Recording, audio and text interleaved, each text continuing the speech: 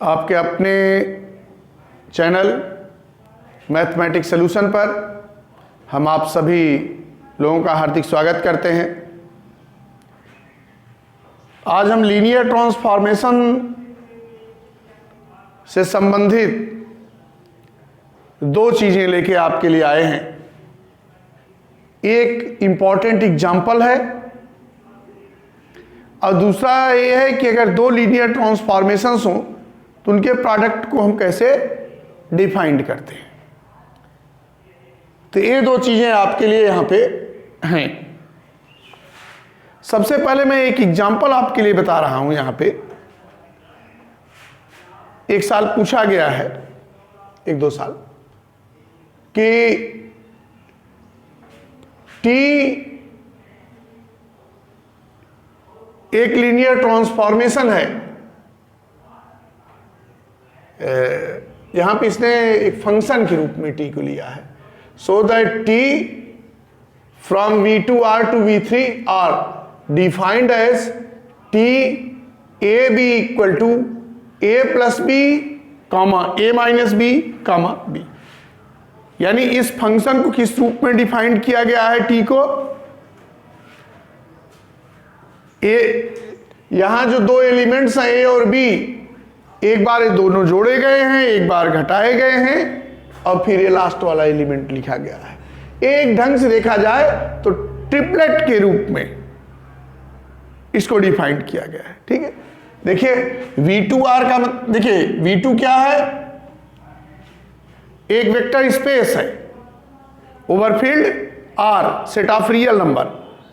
अब v3 क्या है, यह भी एक वेक्टर स्पेस है ओवरफिल्ड r क्या है, set of real number. v2 का मतलब इसके जो एलिमेंट्स होंगे वो किस रूप में होंगे, जैसे हम कार्टेशियन कोऑर्डिनेट में पॉइंट डिफाइंड करते हैं, एक्स वाई होता है ना टू डायमेंशनल सिस्टम में, उस टाइप से होंगे। और v3 के एलिमेंट्स किस टाइप के होंगे, जैसे हम 3 डायमेंशन में किसी पॉइंट को रिप्रेजेंट करते हैं एक्स वाई जेड के रूप में। ठीक है, तो अब यहां देखिए कह रहा है कि ये जो डिफाइंड किया गया है फंक्शन, यह क्या है, यह एक लीनियर ट्रांसफॉर्मेशन है फ्रॉम v2r इंटू v3r। यही चीज है लीनियर ट्रांसफॉर्मेशन के लिए हमने आप बताया है कि T A alpha plus B beta ये किसके बराबर हो जाए, A T alpha plus B T beta. अगर इस कंडीशन को होल्ड करे हम कहते हैं कि ए क्या है, टी लीनियर ट्रांसफॉर्मेशन है। ठीक, अब यहां देखिए हमने क्या किया कि देखिए v2 के एलिमेंट हम कंसीडर कर रहे हैं, ठीक है ना। यहां ये चीज आप अगर आपको याद होगा तो हमने ऐसे बताया था कि ये मैपिंग है t from u,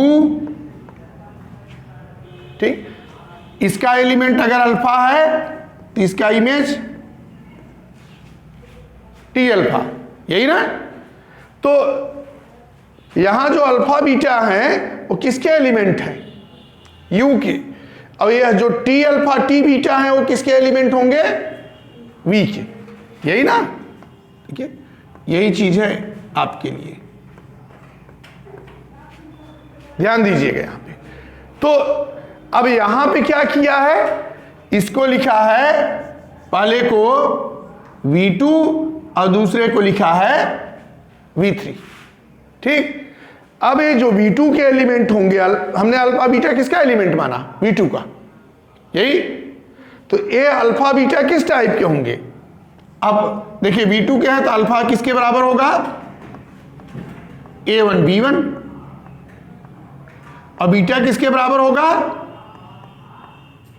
a2 b2। ये v2r के एलिमेंट है ना, v2 के एलिमेंट है, बोलिए। तो किस टाइप के होंगे, A1B1 A2B2। देखिए वही चीज हमने लिखा है कि let alpha equal to A1B1 beta equal to A2B2 belongs to B2R। अब एक चीज और आप अपने दिमाग में रखिएगा, V3 के एलिमेंट किस रूप में होंगे, A1B1 C1 के रूप में होंगे, अगर मान लीजिए होते हैं हमारे एलिमेंट। लेकिन यहां किस ढंग से डिफाइन किया है V3 के एलिमेंट को, कि अगर यह AB है तो जो V3 का एलिमेंट होगा उसमें एक होगा A प्लस बी, दूसरा A माइनस बी और तीसरा B। ठीक, तो हमको यही, अब ध्यान रखिएगा, हमको यही चीज यहां पे शो करना है। हमने क्या किया, alpha equal to this, beta equal to this, यानी अल्फा इक्वल टू A1B1 और beta equal to A2B2, both belongs to B2R।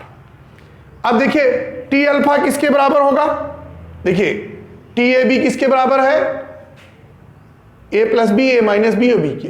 तो T अल्फा किसके बराबर हो गया, A1B1 के बराबर।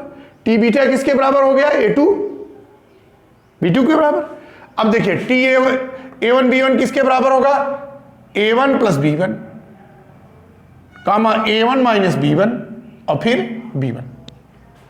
इसी ढंग से T बीटा किसके बराबर हुआ, T A2B2, A2 plus B2, A2 minus B2 और B2 के।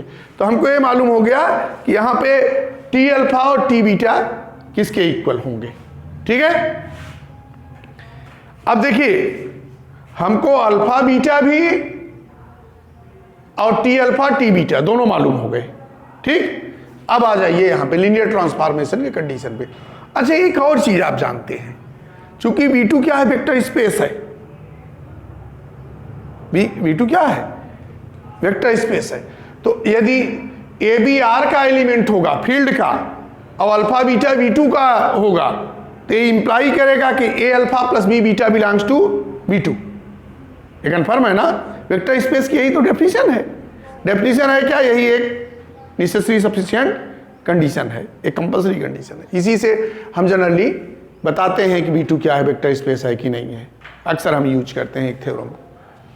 अब देखिए, अब आ जाइए लीनियर ट्रांसफॉर्मेशन के लिए। T A alpha plus B beta किसके बराबर होगा। अब देखिए अल्फा की जगह A1B1 लिख दिए, बीटा की जगह A2B2 रख दिए। अब फिर ध्यान से देखिए यहां पे कि देखो यहां पे पहला पार्ट दोनों का, ठीक है, क्या हो गया, A1 प्लस B1 कामा AB1 प्लस B2। ठीक, अब एक चीज देखिए,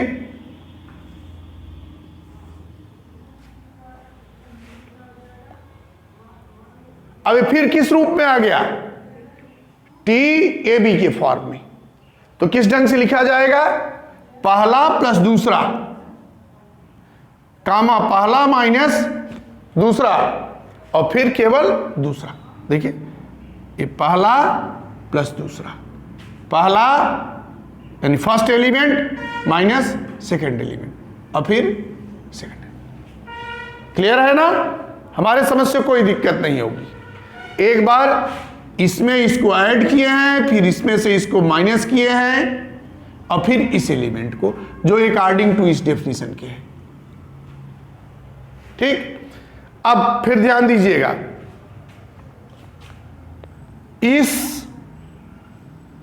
ये जो एलिमेंट है ये पूरा देखिए, A1 और AB1 को एक साथ लिए तो A कॉमन हो गया, A1 प्लस B1।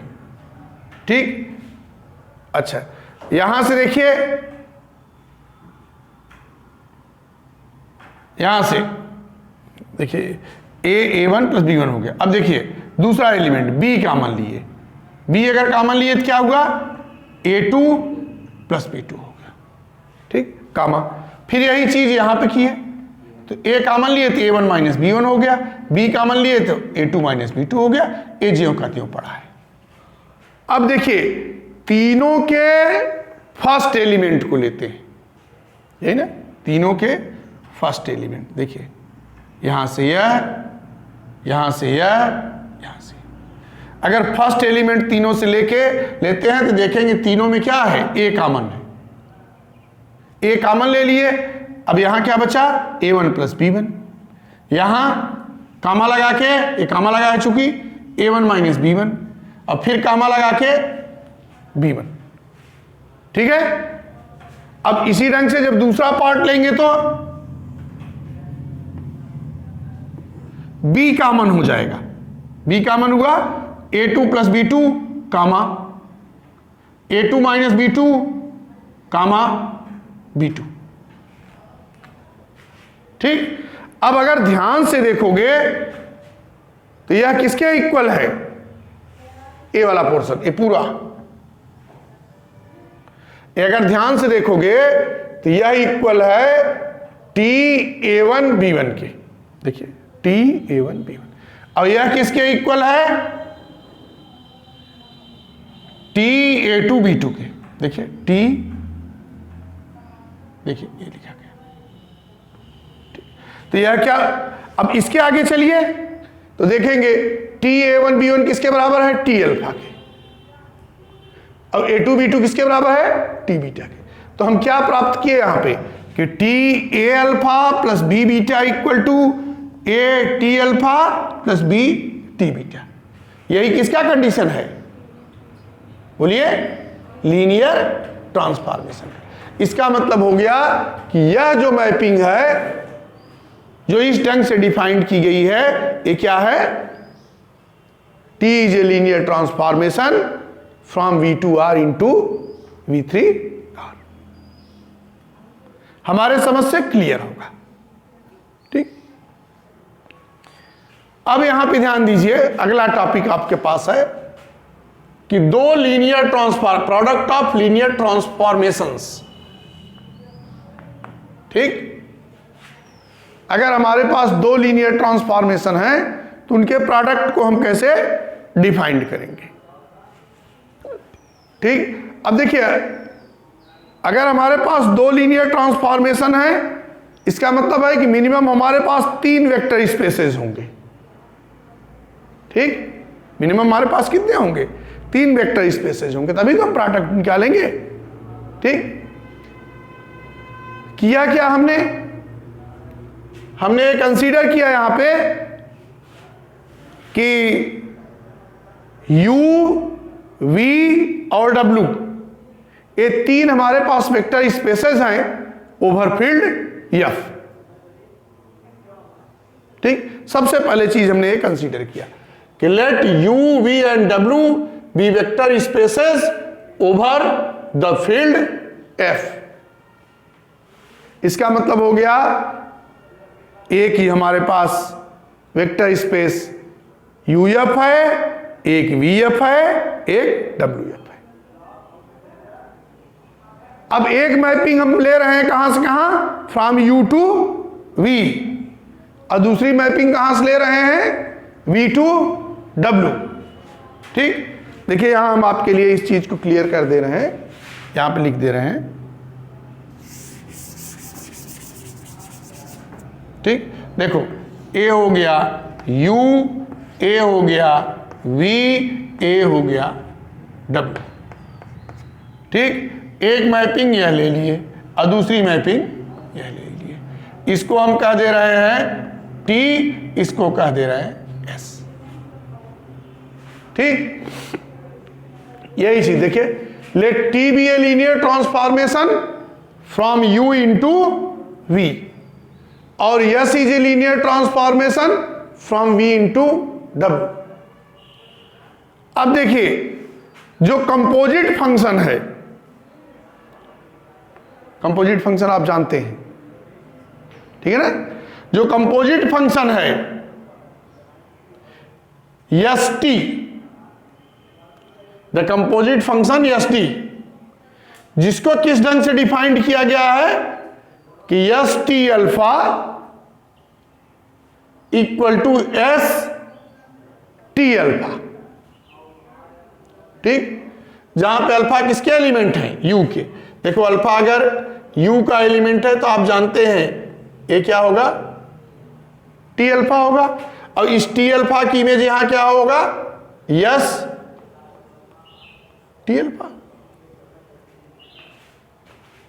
देखो यही ना, अल्फा का इमेज क्या होगा, टी अल्फा, ठीक। और टी अल्फा की इमेज क्या होगा, एस टी अल्फा, यही ना।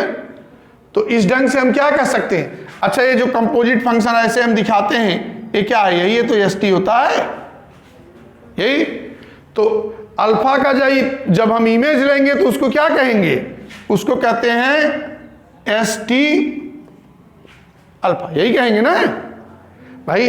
जब यहां से इसकी इमेज इसमें लेते थे तो क्या कहते थे, अल्फा टी के साथ लगाते थे, है ना। अल्फा किसको के साथ लगाते थे, टी, जिसे हम कहते थे टी अल्फा, ठीक। तो यहां मैपिंग क्या है, एस टी है, तो एस टी के साथ क्या लगाएंगे, अल्फा। कहीं कहीं इसको इस ढंग से आप पाएंगे, ऐसे लिख के देता है, एस टी को एक छोटे कोष्टक पे, अल्फा को दूसरी जगह लिखता है। कहीं कहीं कुछ किताबों में ऐसे लिख के दिया है, वो इसकी यही मीनिंग यहां पे है, जैसे या हो चाहे या लिखा है, ठीक। तो हमने क्या कहा कि यदि हमारे पास 3 वेक्टर स्पेसेस हैं, यूएफ, वीएफ और डब्ल्यूएफ, तो ये 3 क्या है, वेक्टर स्पेसेस है, ठीक। यानी you V W 3 vector spaces हैं ओवरफिल्ड एफ। हमारे पास 2 लीनियर ट्रांसफॉर्मेशंस हैं, एक टी जो फ्रॉम यू इंटू वी है, और दूसरा यस जो फ्रॉम वी इंटू डब्ल्यू है, ठीक। अब इस ढंग से हमने यहां दिखाया है, देखिएगा, ठीक। जो हमारे पास कंपोजिट फंक्शन है, ठीक है, from you into W, S T जो डिफाइंड किया गया है वो क्या है, फ्रॉम यू इंटू डब्ल्यू। इसको हम क्या कहेंगे, that is known as product of 2 functions, that is called product of 2 functions, जब वो इस कंडीशन को होल्ड करेगा, S T alpha equal to S T alpha, जहां अल्फा किसका एलिमेंट है, यू का, ठीक है। तो ये आपके लिए क्या कहलाएगा, is called the product of linear transformations T and S. तो आज हम बहुत लंबा नहीं लेके चल रहे हैं, और फिर से आपको बता दें कि कल रविवार है, और इस समय नवरात्र चल रहा है, अष्टमी का दिन है, माँ दुर्गा का दिन है। तो कल से हम वैदिक गणित की एक सीरीज चालू करेंगे, जो लगातार आपके लिए 52 संडेज, ठीक है, 52 रविवार का होगा। हर रविवार को एक हमारा वीडियो अपलोड होगा, और अपने इष्ट मित्रों तक उसको पहुंचाइएगा। आपके लिए उसमें वर्गमूल, घनमूल, गिनती, गुणा, भाग, जोड़, घटाना, ठीक, बहुत सी चीजें वहां देंगे। आप चैनल को सब्सक्राइब करिए, लाइक करिए, अपने कमेंट लिखिए। धन्यवाद।